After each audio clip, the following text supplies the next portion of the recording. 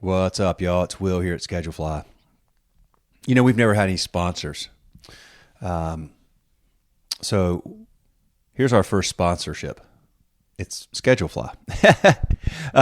Look, if you're listening to this, if your restaurant needs a very simple, easy, clean, reliable way to schedule and communicate with your staff, we'd love for you to give us a shot.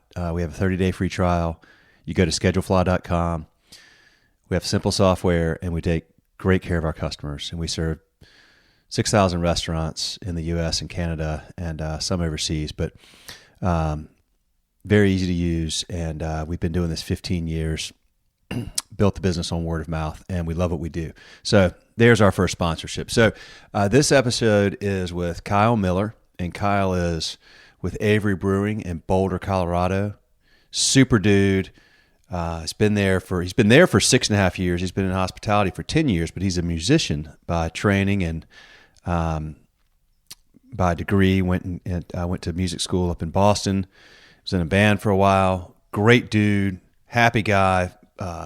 Totally gets hospitality. It's just fun to talk to. So really enjoyed this conversation a lot, and hope you will too. Thanks for listening. More coming soon. All right, there we go. Can you see me and hear me all right? Yeah. Yeah. Good deal. Man. Go ahead and introduce yourself, Kyle. What was that? Go ahead and introduce yourself. Kyle Miller. I am the hiring, training, and scheduling manager at Avery Brewing Company in Boulder, Colorado. All right. Hey, man, thanks for doing this today. Yeah, happy to be here. Look, man, I just wanted to, really just to talk to you about hospitality and what you love about it and how you got into it and, what's going on these days. I mean, you're at Avery Brewing, which has clearly been a massively successful business, has a great reputation, done really well out there in Colorado. And I know you've got a huge market that y'all serve, but sounds like a cool business to be a part of. But what got you started initially in hospitality? Well, I've kind of been in and out of restaurants my whole life, smaller ones, but then kind of made the decision to make a bigger commitment in hospitality when I graduated from college. I went to music school in Boston, and I'm originally born and raised in Boulder. And at first, didn't really know why I came back to Boulder. I had a good thing going in Boston, but love Colorado. Close with my parents; they live close by, and I think there's a lot of correlation in between being a musician and being a performer, and also being engaged in hospitality, whether it's kind of the performance aspect of when you're on the floor, entertaining guests, working collaboratively with a team, everything along those lines, and going to just the community aspect of it, the kind of gathering place, the meeting place that people can come to, your hometown can come to. I love a saying that I heard from an Englishman that said, when somebody dies, we go to the pub. When somebody gets married, we go to the pub. And living in Boulder as well, I've kind of expanded that saying to when you get evacuated from 100-year flood, you go to the pub. When you get evacuated from forest fires that burn down your town, you go to the pub. And it's a really powerful meeting place that as well can accommodate things like shows and music. And a lot of the first shows that I put on after graduating with my band were at my local pub, and a bunch of them around the area. So that's kind of how I got into it, I suppose. That's cool, man. So what instruments do you play? I went to school for guitar and voice, and I play a lot of piano as well. Kind of went for a composition, arranging, and production major, and ended up playing in a band all around Colorado and the Western states for 3, 4, 5 years, and recorded a few albums with them. And we're no longer together, but it was a fun period for sure. And can't thank all of the establishments enough. When you're first getting going, you're not necessarily playing real venues, that ticketed venues. You're playing bars and restaurants and pubs, and it's a good way to connect with your hometown and your community as well. So what was the name of your band? 60 Minute Men. And what kind of music did y'all play? It was like funk, soul, rock and roll, Nice. stuff like that. Yeah. Who are your influences? Well, I love R&B music. I think my favorite artist of all time is probably D'Angelo. So Okay. I love that kind of R&B soul, as well as a lot of kind of more contemporary funk artists like Lettuce, Soul Live, Wolfpack, uh, and then Anderson .Paak, uh, things like that. Really groovy, funky, soulful stuff. That sounds fun, man. It was very fun. So Yeah. you were in Boston. How long were you there? 4 years. 4 years. Hmm. And then you came back. And how long have you been back in Boulder? I've been back in Boulder over 10 years now. Okay. Yeah. How long Um, have you been at Avery? I've been at Avery 6.5 years. And I was just next month, I think March 13th or 14th will be my 10-year anniversary of working for another company in town. I don't know if you've ever heard of the Mountain Sun or Southern Sun pubs. I like to think of them more as a restaurant that has a brewery, whereas Avery is a brewery that has a restaurant. Uh, Mhm. the Mountain Sun pubs make excellent beer, but they don't distribute at all. They just distribute to their. I see they have 5 pubs now all around the Denver Boulder area, um, and yeah, make great food, great beer. And I was with them for 3.5 years and had a bunch of friends, whether it was front of house or in production, move over to Avery. And just they were building their new facility at the time. Uh, they used to be in Avery used to be in one little warehouse, and over the years kind of acquired more and more of these warehouses, but they were very disconnected. There was like a property management place and a catering company and an arborist company in between all their buildings. So they built this amazing new facility from the ground up, and that's when I moved over to Avery, and been there ever since. How long has Avery been around? It's been like a few decades around now, right? It's I think this year in August will be 29 years, Yeah. Okay. something like that. Yeah, Gotcha. since COVID started, we used to do a big anniversary invitational party, and invited a ton of breweries from around the country to come and pour, and it was a ticketed event at the brewery, and haven't done those in a few years, so I lost track of how long Avery's been around. But It's a I met oh gosh, I'm drawing. Is it Adam Avery? mhm. Yeah. 3 years ago, right before COVID, I was out there in Boulder. I was staying at Dave Query's house, Oh, and nice. he had some of our customers over, including Adam. He was a really cool dude. I really enjoyed hanging out with him. I mean, it's amazing that you know when those guys started Avery. I mean, that's 30 years ago. That was that had to have been a huge risk. I mean, there were not a lot of, it wasn't like now you kind of hear of new breweries and it's, they're just not that it's easy. It's super challenging as always, but it's just a model that has worked itself out and proven itself over a long time. But I mean, those guys really must have been, that was a big deal to do that 30 years ago. Definitely. Yeah, I one of my favorite parts of my job is giving tours.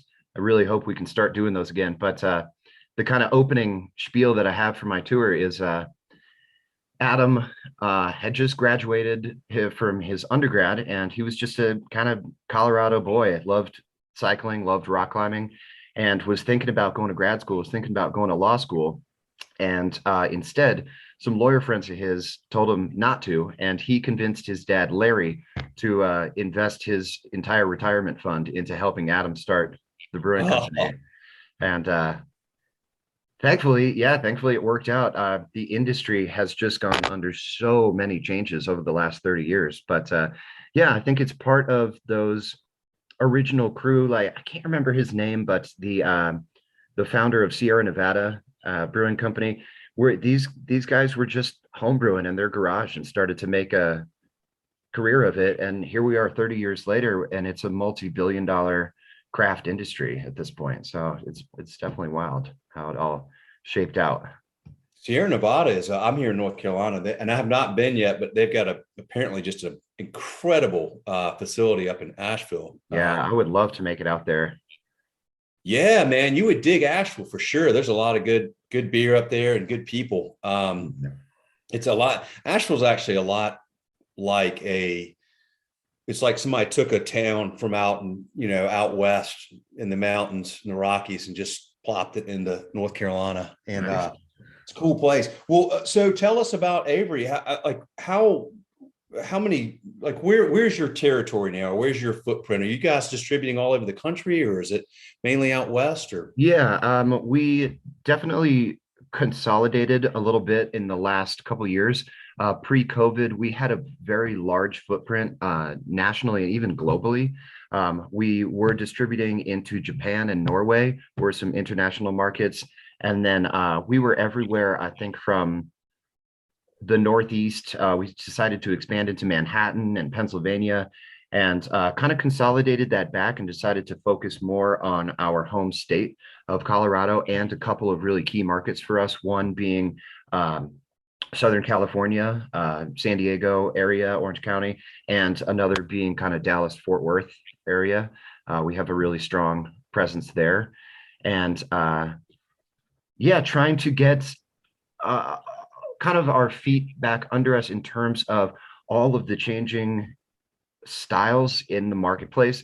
When I started there 6.5 years ago, barrel aged beers were just this huge craze, huge rave. Anything from a wine barrel aged sour beer to a 16% stout with espresso and chocolate and aged bourbon barrels.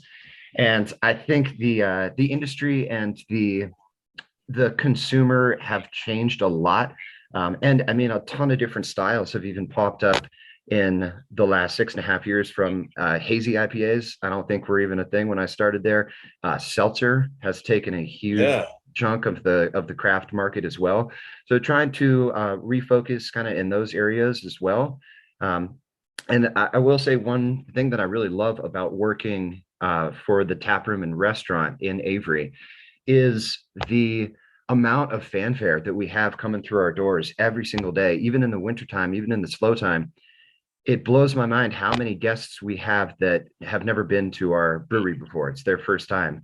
And I think having that nationwide kind of audience and having the quality of our product speak for itself when people come and visit the brewery, it's a really cool and special experience for them to kind of come home and be at the mothership, so to speak. Oh, for sure. Absolutely. Well, so it's interesting because you talked about, the similarities between being in a band and being a musician and the hospitality aspect of what you do at there in the restaurant and pub. And I found that to be, it really is interesting. And you hear a lot of people that say that, every day is different, which is cool. Like if you're, it would be the same thing if you're running around doing concerts and stuff. It's different challenges every day, but the end goal, whether you're a musician or whether you're at a restaurant or you're in hospitality, I think that the overriding principle is making people smile, right? Like that's what people like you do. I mean, it's whether it's through playing a guitar and being on a stage and singing, or whether it's, having people, inviting them into your home, so to speak, and providing good service and good food and good beer. It's just, there's something about making people smile and making people happy that I find to be this really interesting common thread as we're doing this series about, people that have chosen to make hospitality a career. It is a very, very clear thread that's what, everybody I've spoken to so far really finds happiness and fulfillment in just making other people smile and happy. Absolutely. I think one other metaphor I have for that, one of my old bosses, excellent hospitalitarian, but he had this saying that every day is an audition. And when you're trying to build a community hub for people to come, and whether it's to relax or celebrate, even one sour experience can kind of turn a guest away from a particular establishment. And I love that saying that every day is an audition. Every time you come into work, you have an opportunity to make a contagious loyalist, make a regular for life. And it's all about what you can do inside of your performance, because a lot of people can go, especially in Boulder, you can find Avery beer on tap 100, 200 different places around the area. You can get an excellent meal all over town, especially Denver, Boulder. There's a really amazing culinary community here. But Yes. I think at the end of the day, it really comes down to the vibe, the experience that you have there. And are you celebrating? Are you relaxing? Are you just coming in to have a pint, sitting alone at the bar? It's up to us as proprietors and staff to create and cultivate that experience. And yeah, every day is an audition. So just coming in refreshed and having that attitude after 10 years of being in the industry, you can get a little sidetracked sometime, but always just kind of bringing it back. And like you said, that's the whole reason, that's the whole point that we're in this, I think, is that experience for our fellow humans in our community. Well, 10 years in, even in just 10 years, a lot's changed. And a lot of that was accelerated, certainly the last couple of years by COVID. But what we're talking about and what everything that you just referenced all hinges on people. I mean, food's got to be good, the beer's got to be good, but there's a lot, like you said, I mean, you can get, there's lots of good food and good beer, people. And I'm so curious about how what's happening with the people factor in this industry. People left for the last couple of years. I don't know what they're doing now, but a lot of them are not coming back. Everybody's having a hard time, it seems like, finding people. So I'm just curious your thoughts on, I mean, are people today, is it harder to find people today that want to deliver that experience that you're talking about than it was a decade ago? I mean, you got to have, like, you can train people and coach them, but at the end of the day, I feel like there's got to be, it's the people that really, that's what they want to do. They become trainable and coachable, but maybe it's harder to find people these days that really get off on, making other people happy. And that's what this all is. It's taking the focus off of yourself and placing it on somebody else, and making an effort and being proud of providing some experience to somebody else. Like, you got to really enjoy that. That seems to be maybe harder to come by these days, to find those folks. Is that fair? It's definitely fair. I feel very fortunate to work for a place like Avery that kind of has that recognition all over the country, but also in town. It's a great place to work. I think a really tricky part, whether it's, pre or post COVID, wherever we are, the hospitality industry is a very transitory industry for, generally for young folks. I mean, I'm 35 and I'm probably one of the oldest people in our front of house operation. It's a great place for people to come through for a couple of years, whether they're in between undergrad or graduate school, or in a nursing program or physical therapy or anything like that. So I think even getting 2 or 3 years out of someone is, I think, a long stint in either the industry or in a singular place in general. I think a big part of finding good people right now is definitely offering decent wages, decent benefits, and making sure that whoever you're hiring or whoever you're interviewing has a concrete understanding of your operation and what you're doing. It's almost like, if you're going to hire a dishwasher, don't bring them in on a snowy Tuesday evening and give them the expectation that that's what it's going to be like. bring them in for a day one on a beautiful spring Saturday. And if they can handle that, they'll Yeah. do all right. And that's just kind of a metaphor for any staff member, but creating concrete expectations, giving them reasonable benefits and compensation, and those are kind of the hardtack of it. But creating a culture in which people want to be there, want to come to work, whether it's the quality and the type of guests that you come in that come in the door, and also the camaraderie and the type of people that you hire to create that culture.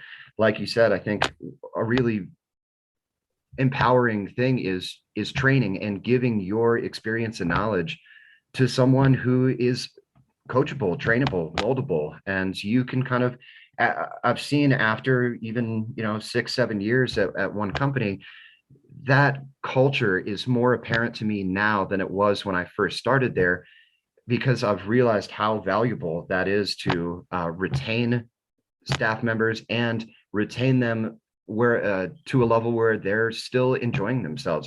Because at the end of the day, this can be a really, really challenging and tough industry, on your feet all day, talking to people in and out during a global pandemic, but it can also be very enjoyable and very fun.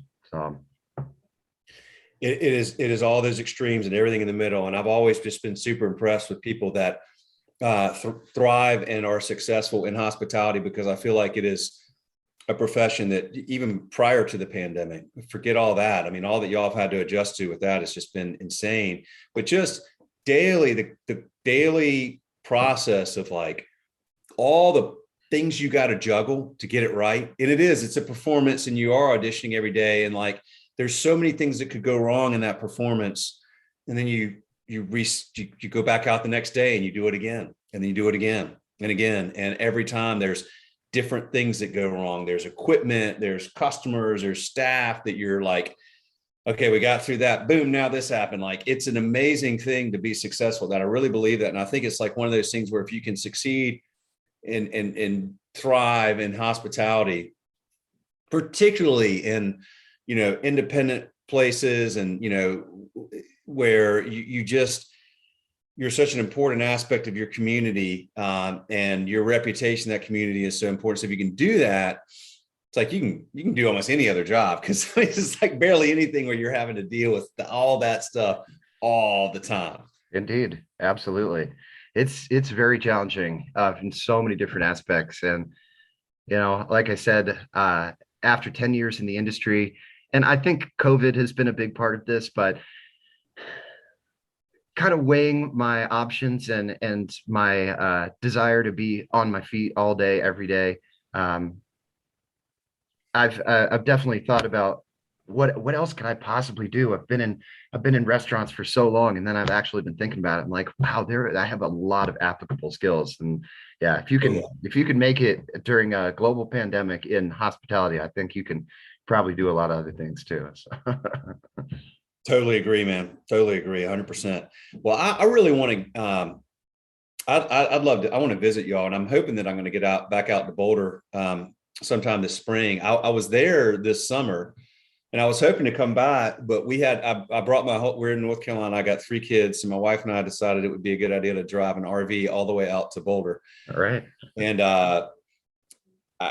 let's just say that we stayed in Boulder a few days. They flew home, and I took it home myself. So yeah, that sounds challenging for sure. But it's such a cool place, man. Like, I did I was staying over at Dave's house, and they live like, right where all those hiking trails are. And I mean, they're just like all these happy, healthy, fit people running around Boulder. It's like, it's an amazing place to be. I really enjoyed it a lot. And I think I can see why you were attracted. I guess my point is to come back there. In fact, my daughter is a senior in high school, and we toured Boulder.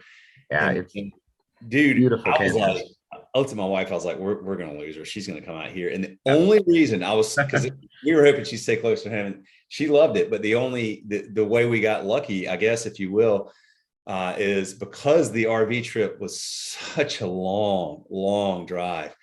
In her mind, this is way too far from home. Whereas, Sure. it's short flight, but Yeah. man, the campus is beautiful. The people there are great. There's just so much going on there. So it's a really cool place, man. I can see why you just enjoy being there and why so many people want to be out there and why Avery does so well out there.